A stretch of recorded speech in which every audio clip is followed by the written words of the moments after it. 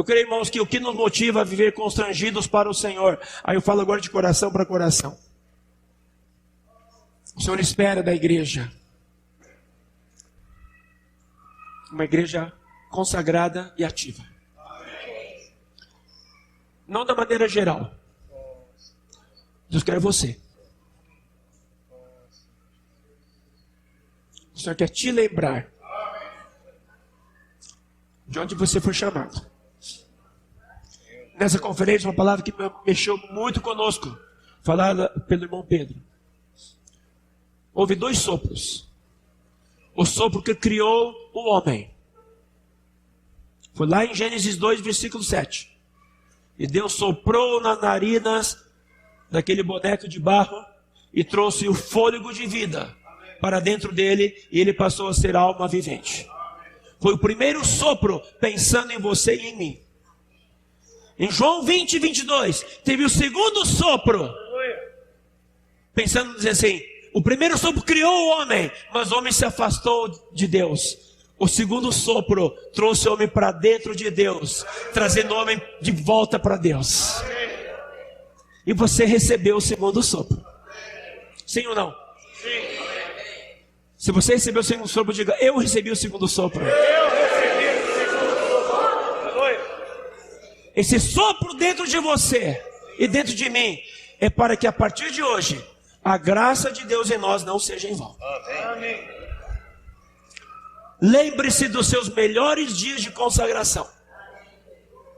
Todos nós temos. Não diga, mas eu quando era solteiro, hoje a vida é diferente. Não diga assim, mas quando eu não tinha filhos, diferente. Eu tenho 2 filhos que você, se você ver, você vai me entender porque eu não consigo me consagrar. Mas digo a você, irmãos, a graça de Deus é suficiente. Foi suficiente para te chamar, te dar força naquela ocasião, onde você se entregou, onde foram os melhores momentos da sua vida. Hoje Deus quer trazer melhores momentos do que aqueles para você. Em especial que nós estamos às portas da volta do Senhor. Senhor Jesus. Versículo 1. E nós, na qualidade de cooperadores com Ele. 2 Coríntios 6:1. Também vos exortamos a que não recebais em vão a graça de Deus. Porque Ele diz, eu te ouvi no tempo da oportunidade. E te socorri no dia da salvação. Eis agora. Eis agora o tempo sobremodo oportuno. Eis agora o dia da salvação.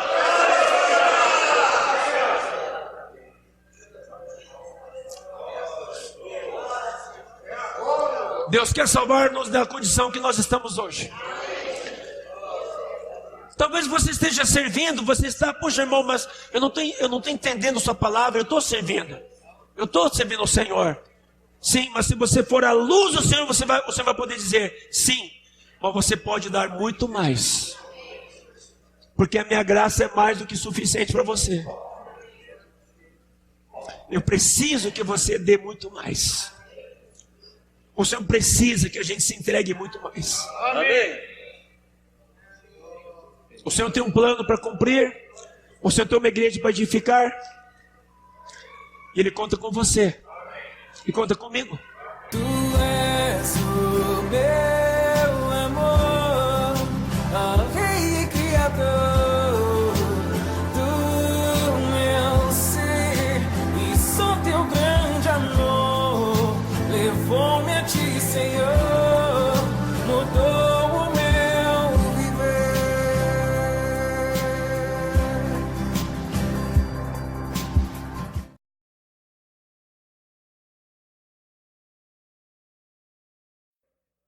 Jesus é o Senhor. Me alegro muito de poder estar aqui com os irmãos. Faz muito tempo que a gente não visita Taguatinga. E A microrregião sim, porque tivemos já ano passado, retrasado? Não, ano passado ou este ano? Em Águas Claras? Este ano, né? Tivemos em Águas Claras, mas foi algo local. Tivemos no Guará na semana antes da conferência, numa comunhão. E agora estamos aqui numa conferência microrregional. Louvado seja o Senhor. Eu creio que tem alguns rostos aqui que eu não conheço, mas a maioria aqui eu conheço. E a gente fica muito contente em vê-los novamente, irmãos. E sabendo que vocês todos estão no nosso coração. E sei que vocês também, dentro do possível, têm lembrado da gente em oração. Nos lugares onde nós temos percorrido, servido. Sabendo que tudo que nós fazemos lá fora, hoje, a partir da Europa, também na África, é resultado da oração de vocês, resultado das ofertas de vocês, resultado também do coração de vocês pelo Evangelho do Reino, que deve se propagar por toda a habitada. Nós louvamos ao Senhor porque não estamos aqui por nós mesmos, mas estamos aqui todos graças à graça de Deus. Diga para você mesmo: pela graça de Deus sou o que sou. Diga para o seu vizinho: pela graça de Deus você é o que é.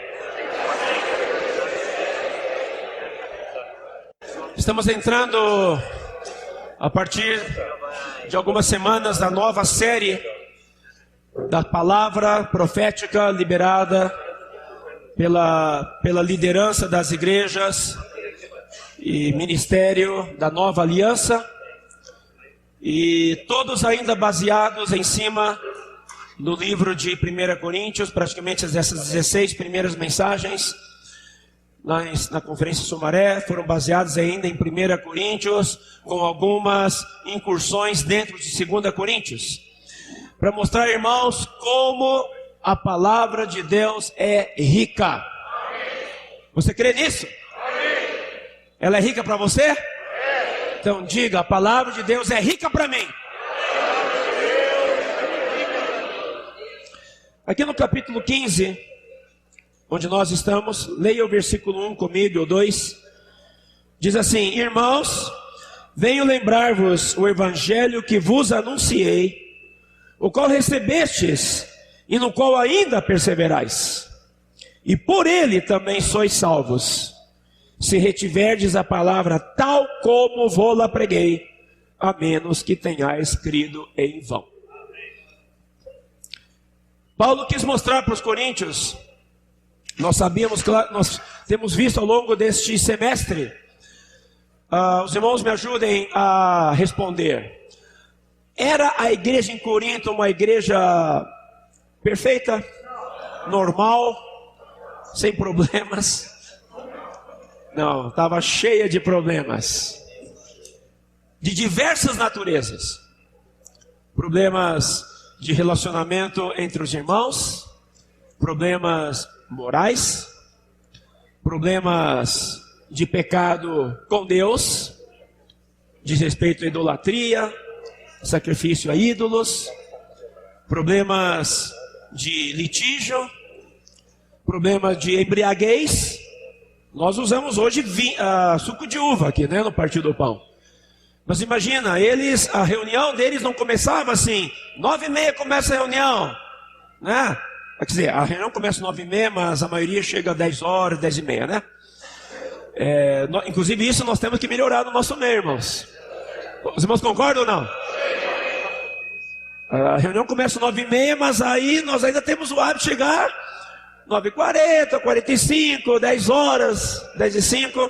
Não estou aqui puxando a orelha de ninguém, mas acho que o Batista, né, os irmãos aqui de Taguatinga, onde convir que eu devo ter uma certa liberdade de puxar a orelha também, não?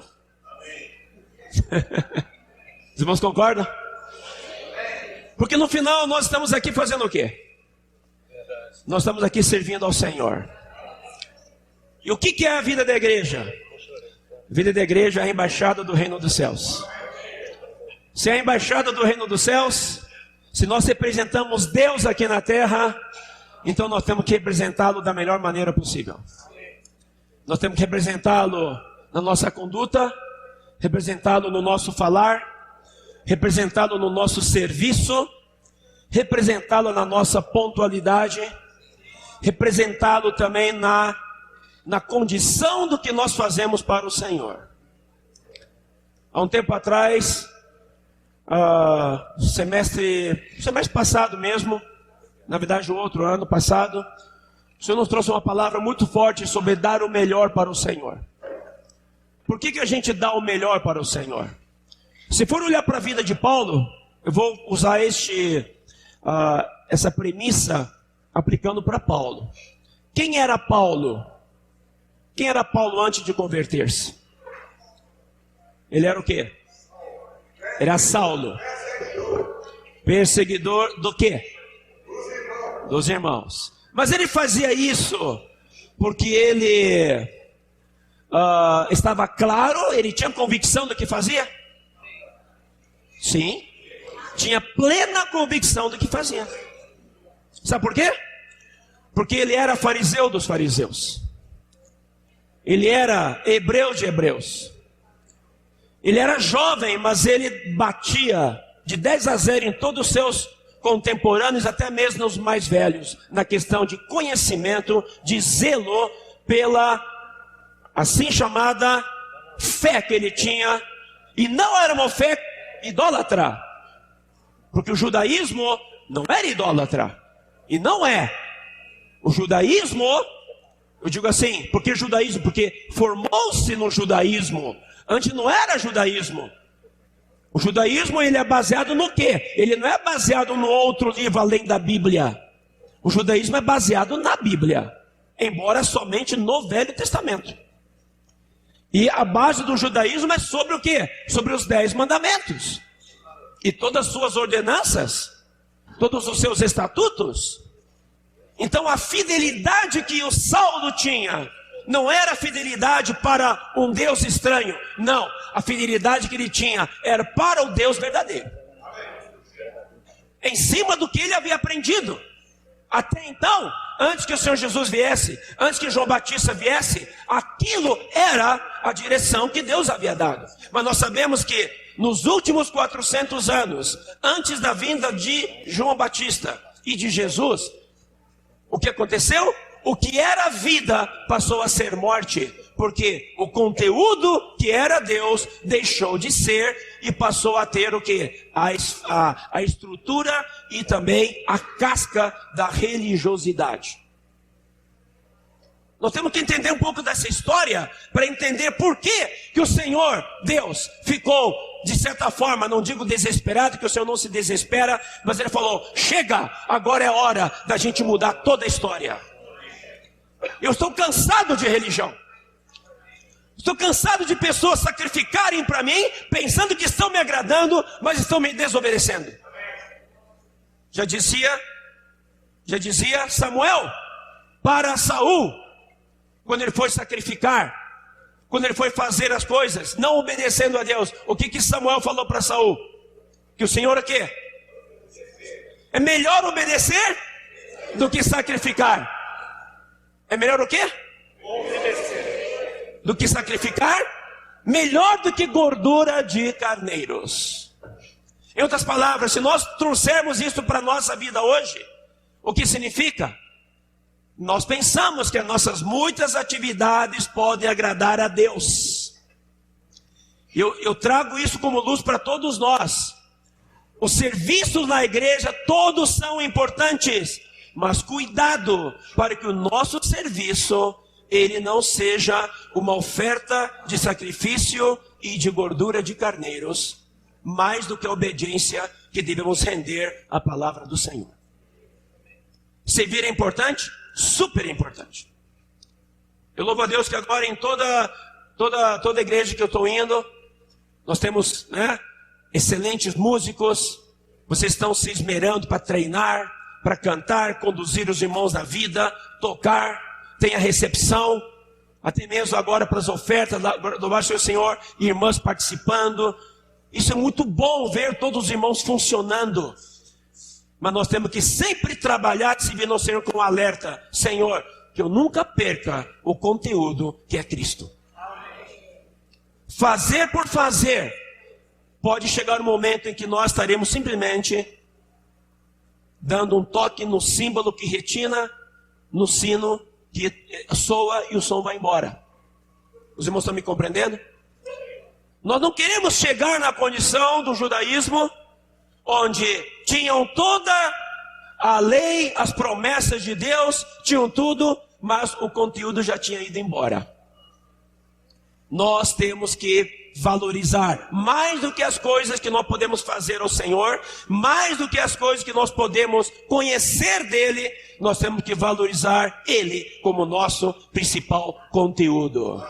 Eu posso nem ter um bom serviço de música, eu posso nem ter um bom serviço de recepção, mas Cristo não posso perder. Mas uma coisa, quando eu também me derramo para Cristo, o bom serviço vem. Vocês entendem a colocação aqui? Como o Tiago falou assim, a fé sem obras é morta. Mas parece que Paulo contradiz ao dizer assim, as obras não salvam, senão pela fé. Correto? Eles se contradizem? Não. Mas sem dúvida, as obras sem fé, elas simplesmente nada são. E a fé sem obras significa que existe algum problema na comunicação do resultado. É a mesma coisa que uma árvore que tem toda a condição de dar fruto, mas ela não frutifica. Ela tem a vida, ela tem a condição de frutificar, mas ela não frutifica. É o problema do quê? Tem algum problema de comunicação entre a raiz e o ramo. Não é? Então esse assunto tem que ser resolvido. Então quando Saulo, ele estava ali, servindo ao judaísmo, ele estava fazendo com todo zelo. Esse zelo é no sentido positivo. Ele entregou de corpo, alma e espírito por aquela causa. Ele fazia o melhor pelo judaísmo. E o top do judaísmo naquela condição era perseguir a igreja. Por quê? Porque estavam pregando uma coisa contrária àquilo que ele havia crido. Porque ele cria claramente. Ele morria pelo que ele cria. Ele entregava-se pelo que ele cria. Foi pedir autorização do sumo sacerdote. Me dá aqui autorização para perseguir esse bando de heréticos. Essa seita herética que acabou de surgir aí. Vamos acabar com eles. Ele fazia isso no zelo. Mas o Senhor, quando olhou para Saulo, né, para a igreja, era o grande inimigo, o grande perseguidor. Todo mundo fugia de Saulo. Era uma ameaça. Mas aleluia, que Deus não olha aparências. Deus olha para o coração. Deus falou assim, se eu ganhar esse homem, e se eu me entender o que eu quero, esse homem vai ser muito útil na minha mão. Se ele já derruba numa machadada 3 árvores, imagina quando ele luta, quando esse machado estiver sendo usado, né, para o alvo certo. Tudo vai mudar no ritmo da igreja. Mudou ou não mudou? Quantas epístolas Paulo escreveu? De quantos livros no Novo Testamento? De 27. Então Paulo foi altamente usado pelo Senhor. Ele era o quê? Ele era um perseguidor. Ele era autoconhecedor da Bíblia até então, porque a Bíblia não havia Novo Testamento então, só era o Antigo Testamento. Mas ele era fiel. Ele era fiel e era totalmente entregue naquilo que ele cria. Aí no momento que o Senhor apareceu para ele em Atos 9, que ele caiu por terra, viu a grande luz, e aí perguntou, quem és tu, Senhor? O que o Senhor Jesus falou? Vamos lá em Atos 9. Atos 9. Versículo 1. Saulo, respirando ainda ameaças e morte contra os discípulos do Senhor, dirigiu-se ao sumo sacerdote. Ele pediu cartas para as sinagogas de Damasco, a fim de que, caso achasse algum que era do caminho, Aleluia. Onde está o caminho? O caminho está na igreja. Mesmo que você não goste, mesmo que no meio da igreja tem pessoas que você às vezes não consegue ainda se entremesclar, não consegue ainda se dar bem, você tem que estar consciente que o caminho está aqui. Amém? Assim homens como mulheres os levassem presos para Jerusalém. Seguindo ele estrada fora, ao aproximar-se de Damasco, subitamente uma luz do céu brilhou ao seu redor. E caindo por terra, ouviu uma voz que lhe dizia: Saulo, Saulo, por que me persegues? Nós já ouvimos essa mensagem várias vezes. Quem lembra delas? Vai agora vou puxar agora a memória de vocês. Por que Jesus disse: Saulo, Saulo, por que me persegues? Por acaso, de maneira objetiva, estava Saulo perseguindo Jesus? Jesus já havia ressuscitado, já havia ascendido aos céus, já havia passado muitos, talvez meses, não sei, provavelmente. E Saulo estava ali perseguindo. Perseguindo quem? Perseguindo quem? A igreja? Perseguindo os discípulos do Senhor? Como se fosse hoje perseguindo a gente? Mas quando Jesus se apresenta, ele fala: Saulo, Saulo, por que me persegues? Isso é para mostrar bem claro para Saulo: Saulo, algo mudou. Algo mudou. Você perseguir aquele pequenino irmão ali, você perseguir aquela mulher que é do caminho, aquele irmão que é do caminho, aquele jovem que é do caminho, você está me perseguindo. Então desde o começo, o Senhor Jesus quis mostrar para Saulo: Saulo, então a partir de agora, muito cuidado quando você tocar nesse povo aí, porque esse povo aí sou eu. Vamos trazer agora para a realidade, vamos voltar agora para o dia de hoje. Você considera esse povo que está aqui Jesus?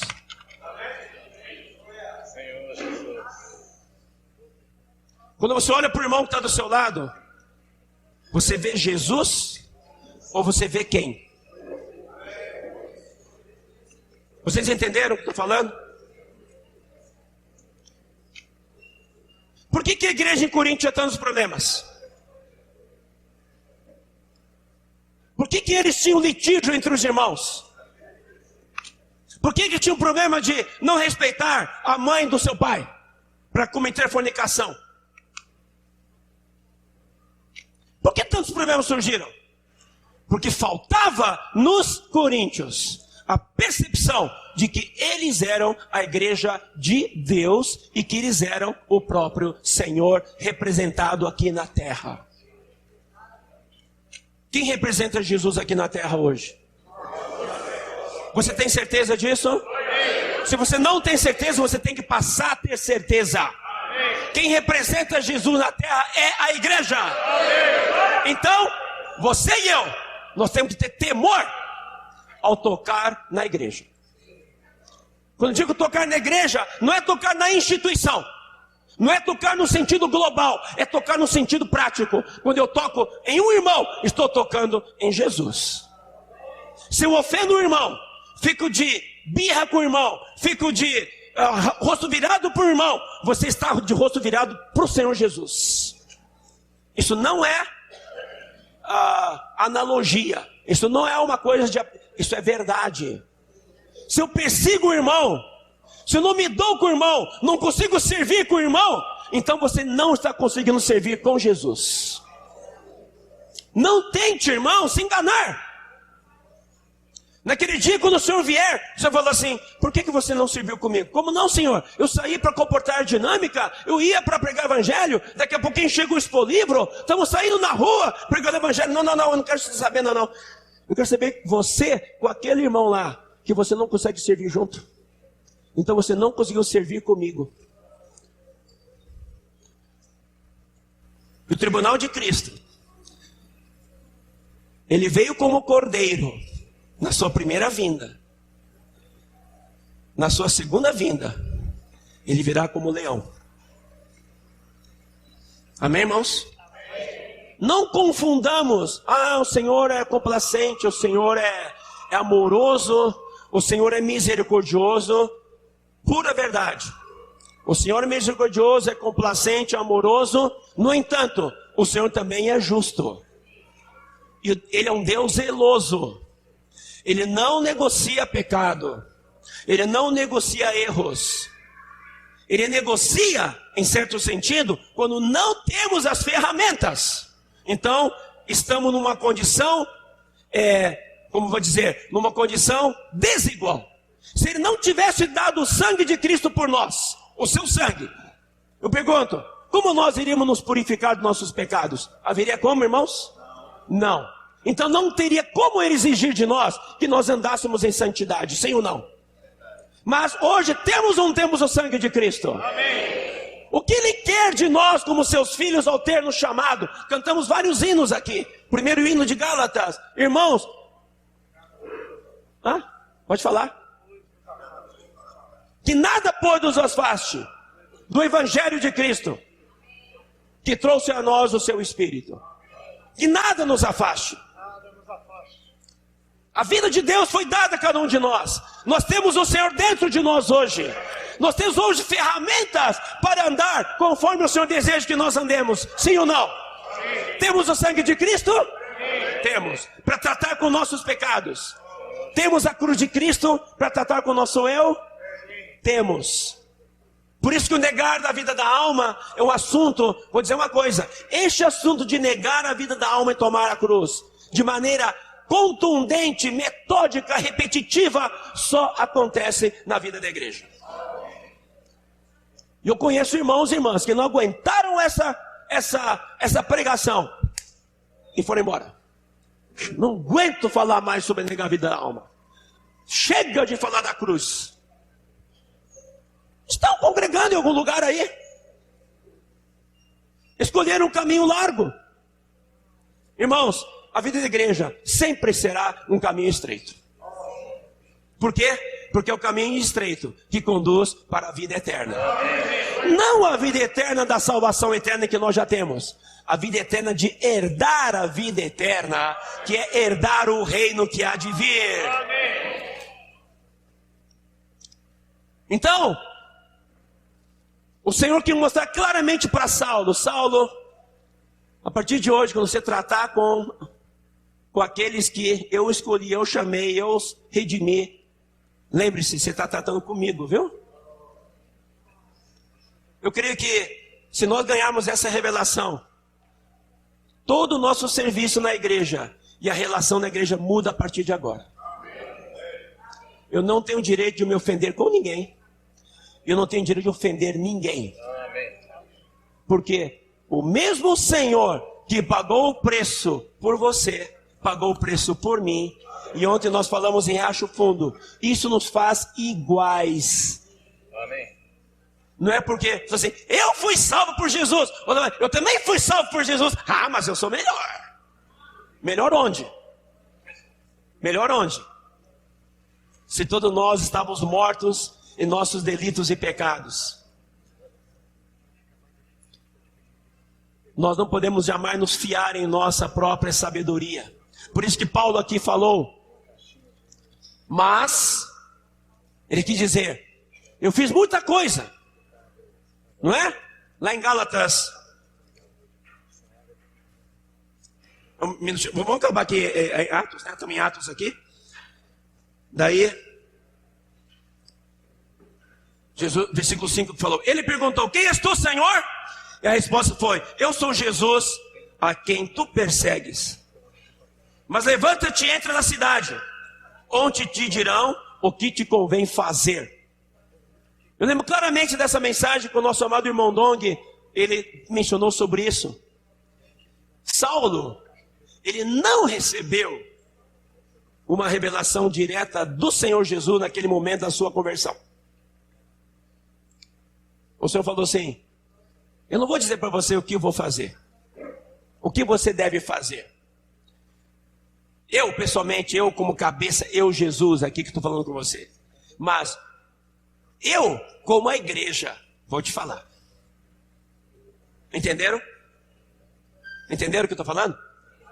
Não sou eu agora que estou falando com você. Saulo, entra agora na cidade, que daqui a pouquinho vou voltar e vou numa nuvem luminosa, vou falar para você, cara a cara, te explicar tudo o que deve ser feito. Não. Ele falou assim, você vai entrar na cidade, e eles vão dizer o que fazer. Por quê? Porque a igreja falando é o Senhor falando.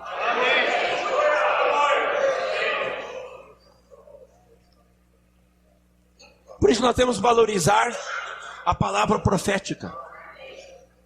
Quem foi para a conferência em Sumaré agora? Quem foi? Levante a mão. Você vê, ó, não chega nem, acho que 5% de irmãos que estão aqui. Quem de vocês aqui teve a curiosidade, pelo menos, ouvir uma mensagem no YouTube? Levante a mão. Aumentou. Tá. Mas ainda tem vários irmãos que não ouviram. Vocês vão receber via alimento diário. Mas eu recomendo que vocês, agora está tudo no YouTube, graças ao Senhor pela tecnologia. Todas as mensagens agora são ao vivo, em português, inglês, espanhol, e agora, ano que vem, vai ser em francês, e quem sabe até em italiano. Simultaneamente, durante a conferência, irmãos da terra toda estavam ouvindo as mensagens. Irmãos lá no Quênia, 2 da madrugada, ouvindo mensagem às 8 da noite aqui. Mas estavam desfrutando. Irmãos, não menosprezem a palavra profética, porque o falar hoje do Senhor às igrejas é o falar do Senhor Jesus. Não olhe para pessoas, não olhe para mim como homem. Todos os irmãos que quando forem liberar a palavra, quando te dá a oportunidade de você vir para poder ministrar, você tem que vir em temor e tremor diante do Senhor, para que o seu falar não seja seu, mas o seu falar seja do Senhor, e que você apenas seja um porta-voz. Quando você levanta para compartilhar, não seja o seu sentimento, mas seja o Senhor no seu sentimento. Porque tudo que nós temos que fazer é, no meu falar, na minha conduta, no meu olhar, no meu ouvir, é produzir a edificação da sua igreja. Portanto, Paulo entrou para Damasco e aparece não o irmão responsável de Damasco, não o presbítero de Damasco, correto? Não o cooperador da micro-região. Quando falo isso, não é nenhum desdém não, tá? Só estou querendo mostrar que o Senhor, Ele é muito prático. Quando o Senhor salva todos nós, Ele pode falar por todos os membros do corpo de Cristo. Mas não é falar de qualquer maneira. Manda seu Ananias para lá. Você pensa que Ananias, ele era uma pessoa qualquer? Não, ele era um irmão da igreja. Nós nunca mais ouvimos falar dele depois. Talvez essa é a única menção que fala de Ananias, certo? E vai lá Ananias, todo tremendo. Senhor, mas esse é o perseguidor da igreja. O Senhor falou para ele, muda a sua maneira de ver, não olha para o exterior não. Se eu estou te mandando para ir falar com ele, é porque alguma coisa aconteceu. Amém? Amém? Então você não tem que olhar para as coisas exteriores, não tem que olhar para a parte de fora, você tem que obedecer a palavra do Senhor. Aí foi Ananias, né? Versículo 13. Ananias... Não, versículo 10. Ora, havia em Damasco um discípulo chamado Ananias, disse o Senhor numa visão, Ananias, ao que respondeu, eis-me aqui, Senhor. Então o Senhor lhe ordenou, dispõe-te e vai à rua que se chama Direita, e na casa de Judas, procura por Saulo, apelidado de Tarso, pois ele está orando. Olha só a piedade de Saulo. Ele estava cego, né? Ouve uma voz. Vai para a cidade. Não ficou lá. E agora? O que vai acontecer? Não. O que aconteceu? Ele se prostrou diante do Senhor. Estava orando. mesmo na condição religiosa dele, mas ele estava fazendo porque ele tinha um temor ao Senhor. Lembrem outra pessoa que teve um temor ao Senhor e que o Senhor falou para Pedro ir atrás dele. Quem era? Lembra? Uma pessoa temente a Deus, quem era? Quem? Cornélio. Então vocês percebam, irmãos, como é importante este item chamado temor ao Senhor. Amém. E que na verdade, irmãos, irmãs, isso tem que também nos permear. Nós temos que andar em temor e tremor diante do Senhor. Amém. Uma pessoa que anda em temor e tremor do Senhor, ela é usada por Deus. Não confia na sua capacidade, não confia na sua habilidade. Hoje em dia a gente é enganado, desculpa falar o termo, com muita coisa. A tecnologia, a informação que hoje temos, ela confunde com a direção do Senhor. E muitas vezes nós nos baseamos na tecnologia, nas informações que eu recebo na escola, no MBA da vida, e não sei o que, no mestrado do que, não sei do que, da retórica, e não sei o que. E a gente joga tudo isso como principal e esquecemos Cristo, que é o centro. E às vezes nossos serviços, cuidado, não sejam levados pela técnica, mas tem que ser levado por Cristo. Amém. Oração. Não é eu já sei o que fazer. Não, todo serviço quando você chega é: Senhor, eu não sei o que fazer. Quem toca, né?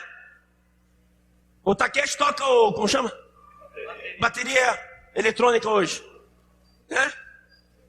O Pedro, irmãos, já passei de 55, né? Então a memória vai embora, né? Sou 5, quase. Tô perdoado? Tô perdoado então. Aí o Pedro toca lá. Eu tenho certeza que o Pedro vai tocar vários hinos. Você toca também de ouvido? Toca. Senhor, fecha o olho e vai tocar. Ele nem está vendo onde é que os dedos estão correndo, mas vai. Por quê? Porque é o conhecimento. Agora, quando você tocar, automaticamente os seus dedos têm que estar ligados no Espírito. Amém? Não é a técnica. A gente cai muito nisso, né? Qual que é a técnica? Qual que é o jeito? Como é que surge agora a comportagem dinâmica? Vem os irmãos lá, aí começa, né? Então, vamos também fazer. Mas aí a gente começa a querer imitar. Não é imitar. Não é imitar, é ganhar o coração. Entrar no sentimento. Então as coisas aqui da mesma maneira. Ananias, ele obedeceu ao Senhor. E olha só, enquanto Saulo estava orando, versículo 12: viu entrar um homem chamado Ananias e impor-lhe as mãos para que recuperasse a vista. Ele estava cego, mas enquanto ele estava orando, o Senhor fez ele ver. Quando nós estamos orando, nós passamos a ver o que nós não podemos ver. Vejam quão importante é o poder da oração. Isso é fé. Certo ou não? A fé é o quê? A certeza das coisas que não se veem e a convicção de fatos que se esperam, né? Versículo 13. Ananias, porém, respondeu: Senhor, de muitos tenho ouvido a respeito deste homem, quantos males tem feito aos teus santos em Jerusalém. Para que trouxe autorização dos principais sacerdotes para o prender a todos os que invocam o teu nome? Versículo 15. Mas o Senhor lhe disse: vai, porque este é para mim um instrumento escolhido, para levar o meu nome perante os gentios e reis, bem como perante os filhos de Israel. Pois eu lhe mostrarei quanto lhe importa sofrer pelo meu nome. Então Ananias foi entrando na casa, impôs sobre ele as mãos, dizendo: Saulo, irmão, o Senhor me enviou, a saber, o próprio Jesus, que te apareceu no caminho para onde vinhas, para que recuperes a vista e fiques cheio do Espírito Santo. Imediatamente lhe caíram dos olhos como que umas escamas, e tornou a ver. A seguir, levantou-se e foi batizado. E nós sabemos que em Atos 22, 16, depois vocês podem ler, Atos 22, Saulo detalha um pouquinho mais o que Ananias falou com ele. Depois em Atos 26, versículo 17 e 18, 16 a 18, ele detalha um pouquinho mais também o que Ananias falou para ele. Mas quem falou para ele foi Ananias. Só que ele fala, o Senhor me disse. O que eu quero, irmãos, que todos nós tenhamos a simplicidade no nosso coração, para saber que o evangelho que nós recebemos, não só o evangelho que nos trouxe a salvação, cada dia que estamos aqui, neste momento, o que está sendo pregado é o evangelho. Você concorda com isso ou não? Porque nós temos o evangelho da graça e nós temos o evangelho do reino. Então o que nós estamos hoje desenvolvendo aqui de reunião em reunião é o evangelho do reino. Você quando lê o elemento diário, você está lendo o evangelho do reino. Você quando vai numa conferência, você está ouvindo o evangelho do reino. E cabe toda vez que o evangelho é pregado a você, você dizer, Senhor, eu quero reagir a este evangelho. Eu quero crer a este evangelho. Eu quero agarrar e praticar este evangelho. Isso é crer. Amém? Voltando para então 1 Coríntios 15. Aí vocês vão compreendendo o que Paulo disse aqui, irmãos. Versículo 1. Venho lembrar-vos do evangelho que vos anunciei, o qual recebestes, no qual ainda perseverais. Por ele também sois salvos, se retiverdes a palavra tal como vos-la preguei, a menos que tenhais crido em vão. Então, da mesma maneira que Paulo era tão fiel, tão entregue, tão dado ao judaísmo, agora ele pega e troca as cartas, joga o judaísmo de lado e passa a agarrar o evangelho de Cristo. Mas aí, ele não joga para fora tudo aquilo que Deus trabalhou nele lá.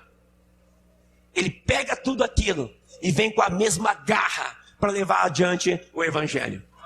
Só que acontece algo na vida dele, que quando ele começa o ministério dele, ele começa a todo vapor, ele começa engatado na quinta.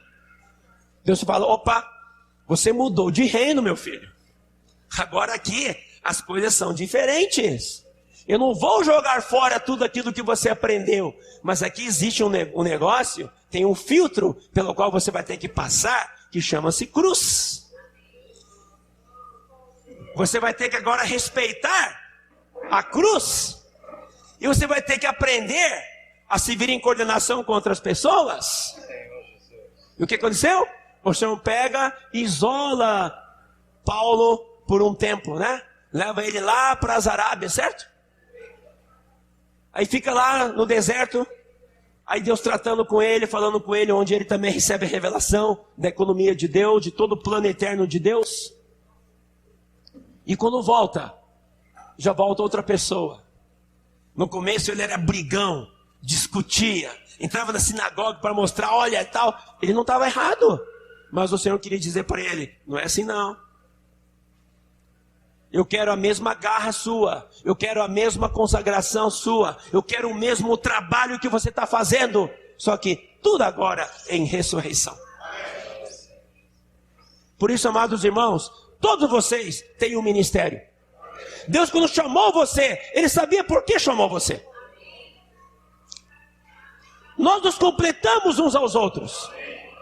Você é importante no corpo de Cristo. Quem de vocês já cantava, das irmãs que cantam, irmãos que cantam, quem de vocês já cantava antes de vir para a vida da igreja? Levante a mão.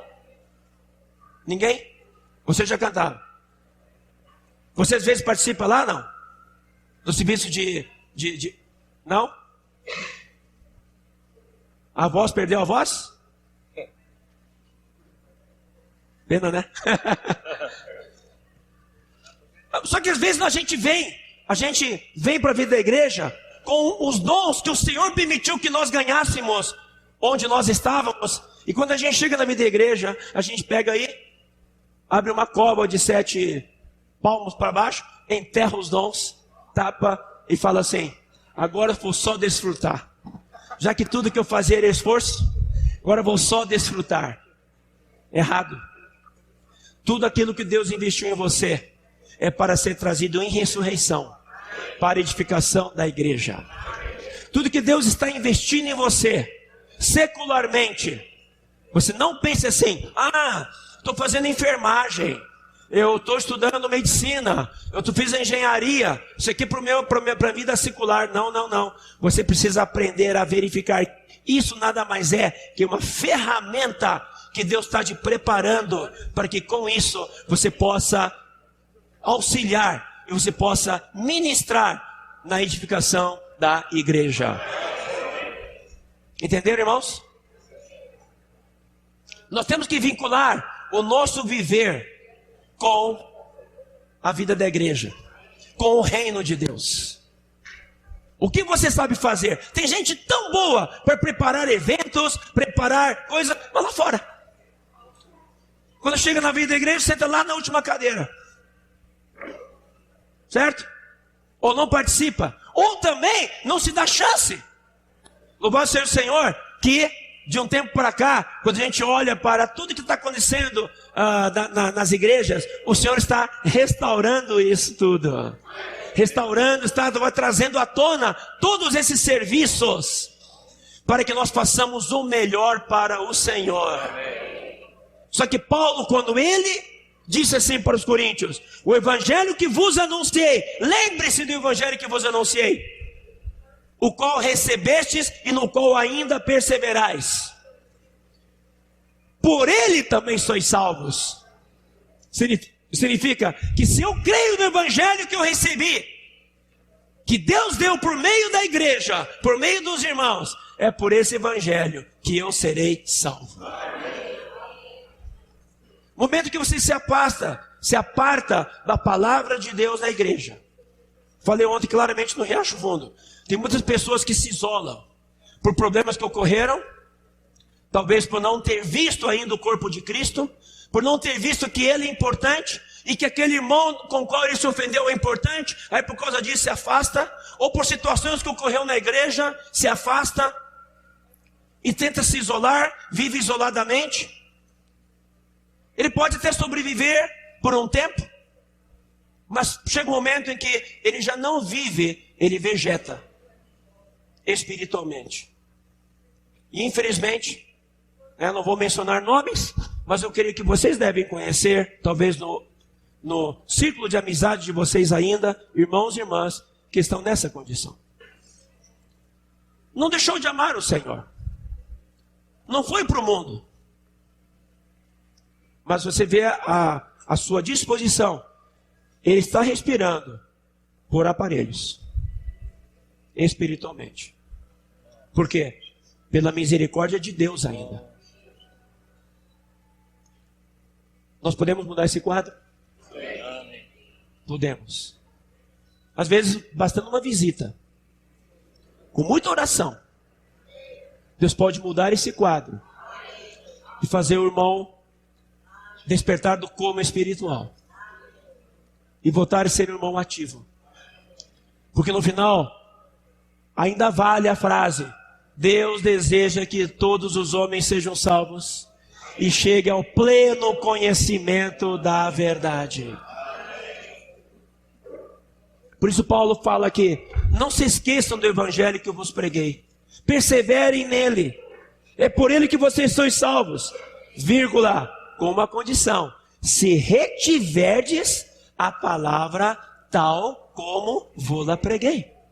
Em outras palavras, não toma a palavra só aquilo que te agrada. Isso aqui é bom, isso aqui é bom, isso aqui é bom, isso aqui eu vou pegar. Não, aquela parte lá não me interessa. Se você descarta o que Deus está falando para você, mais tarde você vai ver que não vai funcionar. Porque aquela parte que você descartou, ela para complementar com a parte que você gostou. Só que quando chega a parte que você chama, e agora? Você jogou fora a outra parte. Como é que você vai desenvolver? Entenderam, irmãos? A palavra de Deus não é seletiva. Nós não podemos receber a palavra de Deus seletivamente. Nós temos que receber a palavra de Deus integralmente. Deus falou, eu creio. Eu tenho certeza que na vida de vocês, na vida de cada um de nós, no momento da nossa vida espiritual, na nossa caminhada, veja bem, os momentos em que você foi mais absoluto para o Senhor, foram os momentos mais felizes da sua vida. Quem sabe você antes de casar, você só tinha que pensar em Cristo. Amém? Então se dispõe, acordava de manhã, vinha, saía e tal, pregar o evangelho. Você vê esse momento muito alegre. Neste momento agora eu tenho que casar, tá bom? Eu tenho que achar a minha metade, o meu metade, né? Aí acha metade, se alegre e tal, mas vocês agora estão bem, melhoraram de vida, melhoraram de condição financeira, melhoraram de condição social, agora tem uma casinha, mas o serviço... Obrigado. Paulo fala, tal como vou lá preguei, a menos que tenhas querido em vão. Aí vai lá para capítulo 10, versículo 10. Mas pela graça de Deus, sou o que sou. Por que ele fala isso? Porque do versículo 3 até o versículo 11, ele menciona a sequência dos fatos. A morte do Senhor, a sua ressurreição, para quem ele se apresentou, depois quem foi salvo. E no final, versículo 8, afinal, depois de todos, foi visto também por mim, como por um nascido fora de tempo. Ele era um temporão, né? É isso mesmo? Um temporão, nascido fora de tempo. Porque eu sou o menor dos apóstolos. Quando ele falou isso, ele não falou de forma pejorativa. Ele de fato considerava-se o menor dos apóstolos, porque ele foi o último. Ele não fazia parte dos 12, né, dos 11, né, porque depois o Judas se foi, lançará a sorte. Matias foi chamado, completou os seus 12, mas Paulo foi fora de tempo. Que mesmo não sou digno de ser chamado apóstolo, por se perseguir a igreja de Deus. Essa é a maneira como ele vê Paulo, homem. Vendo ele, não sou digno, porque fui perseguidor da igreja, fui chamado fora de tempo, não sou digno de ser um apóstolo, sou o menor deles. Isso no seu olhar humano e no seu reconhecimento humano.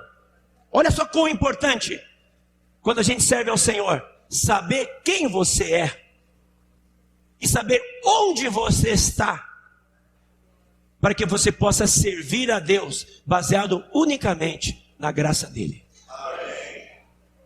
Entenderam o que eu estou falando? Paulo, quando fala aqui, ele quis dizer, essa é a minha condição. Daí o versículo 10, ele vem com mas, não é? Mas eu conheço a minha condição, sou o menor, não sou digno, persegui a igreja de Deus, eu carrego essa marca. E várias vezes a Bíblia menciona, eu persegui a igreja de Deus. Ele menciona isso. A cicatriz ficou, mas é para ele olhar assim para a cicatriz e dizer assim, mas pela graça de Deus sou o que sou. Talvez a sua vida, irmão, irmã, você teve alguma cicatriz na sua vida, na sua caminhada, mas você está aqui até hoje. Talvez até alguns de vocês se apartaram por um tempo, ou se desanimaram, mas o Senhor os trouxe novamente de volta. Vocês estão firmes aqui. É para dizer, embora tudo que aconteceu, embora tudo que surgiu, mas pela graça de Deus, sou o que sou. E a sua graça que me foi concedida, não se tornou vã. Paulo quis dizer assim, para Jesus morrer por mim, este grande pecador que sou, eu não posso frustrar o meu Senhor. Então a graça de Deus que Ele me deu, não tornou-se vã, e não vai tornar-se vã. Por quê? Da mesma maneira como Ele tinha zelo pelo judaísmo, agora Ele tem um zelo correto pelas coisas de Deus, pelo evangelho que Ele recebeu. E ele continuou dando a vida dele da mesma maneira, e agora com muito mais intensidade, pela causa justa e pela causa correta. Antes, trabalhei muito mais do que todos. Por que Paulo trabalhou tanto? Porque ele falou, se eu trabalhei tanto para aquele judaísmo pelo qual eu criei, que pensei estar servindo a Deus, e quem sabe até então eu estava servindo, muito mais eu tenho que trabalhar agora pela verdadeira causa, que é o reino de Deus. Eu quero trazer isso para a nossa experiência, irmãos. Queria que cada um de vocês refletisse um pouco agora. Qual é o grau do seu trabalho para a causa de Deus? Hoje. Você pode dizer assim, estou na igreja já há mais de 20 anos. Ou quem sabe até quase 30. Alguns entraram agora, tem 2, 3 anos, 5 anos, não importa. Mas essa palavra é para todos nós que estamos aqui, inclusive para mim. Qual é o grau do meu trabalho, da minha entrega hoje pela causa de Deus? Paulo, quando falou isso, ele quis dizer para os coríntios, vocês gastaram tanto tempo em besteira, briga, discussão e tal, vocês esqueceram a razão do que vocês foram chamados. Hoje o mundo, ele nos engole tão facilmente. As faculdades engolem tão facilmente os jovens. A tecnologia engole tão facilmente cada um de nós, mesmo nós que estamos hoje, né? Eu fico assim alegre da vida quando eu converso com o irmão, uma irmã. Irmão, eu não sei mexer nesse negócio. Eu não sei mexer. Falei assim, graças ao Senhor que você não sabe mexer. É melhor que eu não mexa mesmo. Só mexe quando toca. Alô, tá bom, tá. Depois desliga, melhor que você não mexa mesmo. Porque isso aqui está tomando o tempo de tanta gente. E está sugando a energia de tanta gente. Não é? A gente pega e gasta o dinheiro. E hoje assim, não, beleza, não preciso mais ir para o cinema. Hoje eu posso assistir todos os filmes pela Netflix. Não é? E pelo celular. Essas coisas vão nos roubando, irmãos. Vai roubando a nossa energia. Vai roubando a nossa consagração. Vai roubando a nossa visão. Vai roubando a nossa entrega. O nosso trabalho cada vez mais. A gente vai entrando num ritmo de trabalho. E nós que estamos hoje na Europa, a gente vê isso, irmãos, acontecer. A gente vê isso. Eu já ficava impressionado com aquele movimento das pessoas nos metrôs, nos trens, aquela coisa. Eu ficava observando, sentava lá, ficava observando as pessoas. Como é que elas reagiam. Cada um na sua, cada qual na sua. Cada qual no seu mundinho. Você quer ter seu mundinho? Pega 2 fones de ouvido que elimina ruído, joga aqui dentro, ó. E ouve o que você quer. Você está no seu mundinho. Não existe mais relacionamento. Acabou. A sociedade está levando exatamente para isso. Não é? Você não se relacionar mais com ninguém. Hoje tudo na Europa é individualizado. Você vai no supermercado, é tudo aquele pacotinho para uma pessoa. Não tem mais aquela característica familiar. Ainda aqui tem. Ainda na América do Sul, na África, tem sentimento de coletividade. Não é? Mas o meu temor diante do Senhor, sabendo que o Senhor está voltando, e que Satanás, na sua sutileza, ele tenta trazer essas coisas para dentro da igreja, minando. Porque essas coisas ele sabe que se ele conseguir minar a nossa vida com essas coisas que aparentemente não são pecado e que não tem nada demais, mas uma coisa ele sabe, não tem problema, mas eu vou sugar a energia de todos eles. Eles não terão força para poder fazer, para poder se entregar, para poder se consagrar como acontecia antes. Os irmãos me acompanham? Estou falando verdade ou não? Então, graças ao Senhor, a palavra de Deus vem para nos salvar. O evangelho que nós recebemos é para nos salvar. É para mudar a nossa condição. É para mudar a nossa consagração. É para mudar a nossa entrega. Para que nós possamos dizer, Senhor, não vou fazer da sua graça vã. não vou tornar a sua graça vã.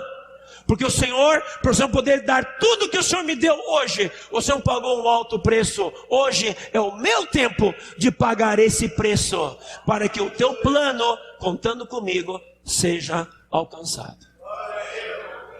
Por isso Paulo fala: trabalhei muito mais do que todos do que todos eles.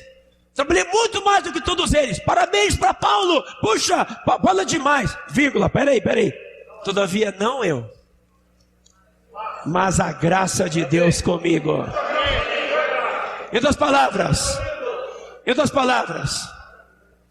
Paulo sempre reconheceu a fonte. Ele é apenas um instrumento.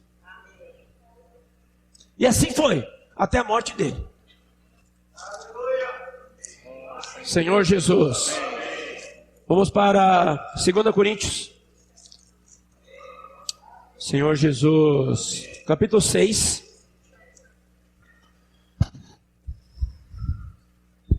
Já é a segunda carta de Paulo para os Coríntios. Para lembrar para os Coríntios, lembrem-se do chamamento de vocês.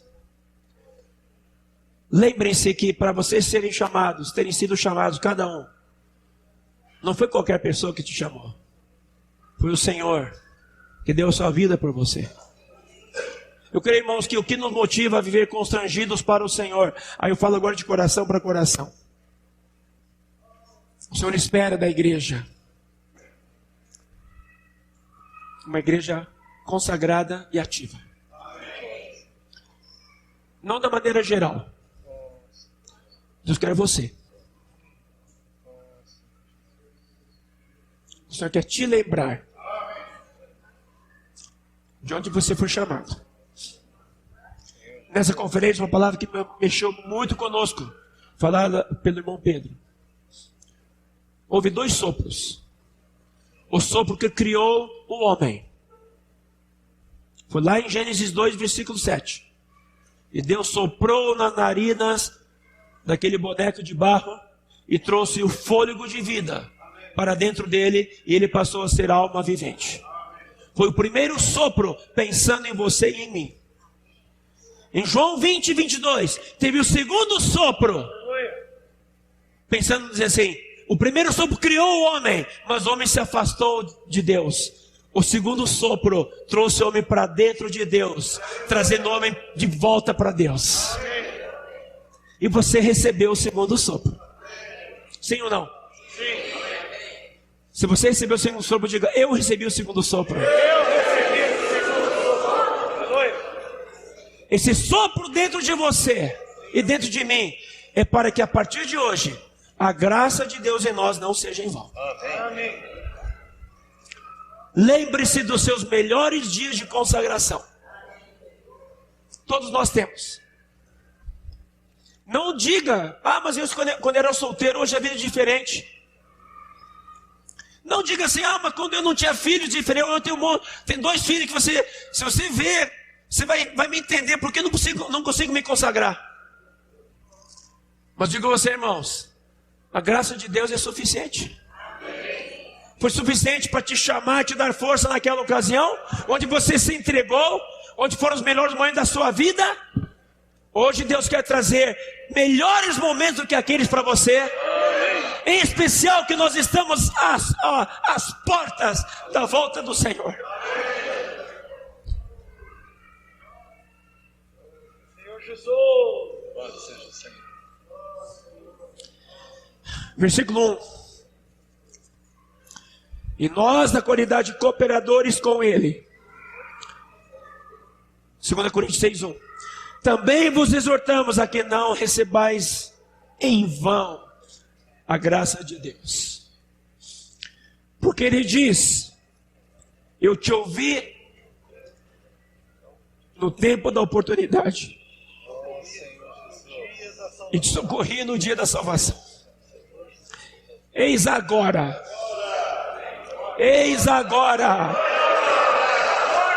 o tempo sobremodo oportuno. Eis agora o dia da salvação.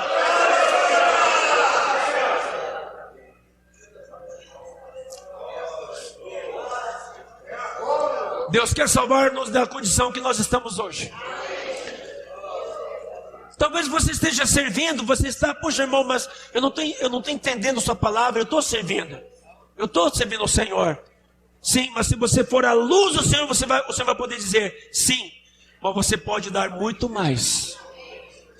Porque a minha graça é mais do que suficiente para você. Eu preciso que você dê muito mais. O Senhor precisa que a gente se entregue muito mais. Amém. O Senhor tem um plano para cumprir.